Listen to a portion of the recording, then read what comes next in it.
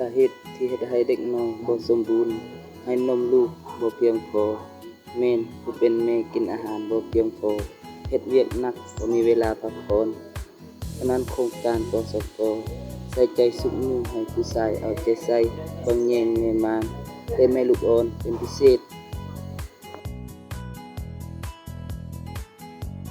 ข้อยชื่อทิงอยู่บ้านเวียงเมืองหนองเฮ็ดแขวงเชียงขวางเพิ่นก็บ่เคยสนใจปานใดในเวลาเมียถือผ้าบ่ค่อยได้อยู่เฮือน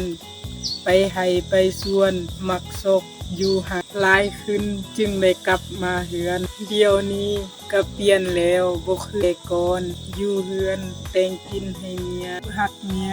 จึงเปลี่ยนแปลงมาเฮ็ดสิ่งเหล่านี้ปรุงให้ซอกอาหารที่มีธาตุบำรุงให้เมียกินให้ได้กินอย่างน้อยครบ3คาบเวียกแต่งอยู่ครัวกินก็เฮ็ดเป็นประจำเพื่อแบ่งเบาเวียกให้เมียก็อนามัยเฮือนแดซักเครื่องล้างถ้วยล้างบวงเวียกเหล่านี้แต่ก่อนก็บ่เคยเฮ็ดเพราะคิดว่ามันเป็นเวียกของผู้หญิง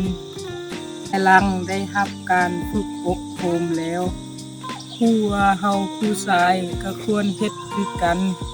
ย้อนฮักลูกฮักเมียจึงควรมาเปลี่ยนเฮ็ดเวียกแนวนี้หลังได้รับการฝึกอบรมแล้วลาวก็ช่วยแต่งอยู่พอกินมีทั้งเสพและมีโภชนาการเดี๋ยวนี้ก็มีเวลาพักผ่อนหลายขึ้นเพราะว่าพวกมาช่วยเฮ็ดเวียกเบิดทุกอย่างเฮ็ดให้เฮาผู้เป็นแม่ก็สบายขึ้นและรู้สึกมีสุขภาพแข็งแรง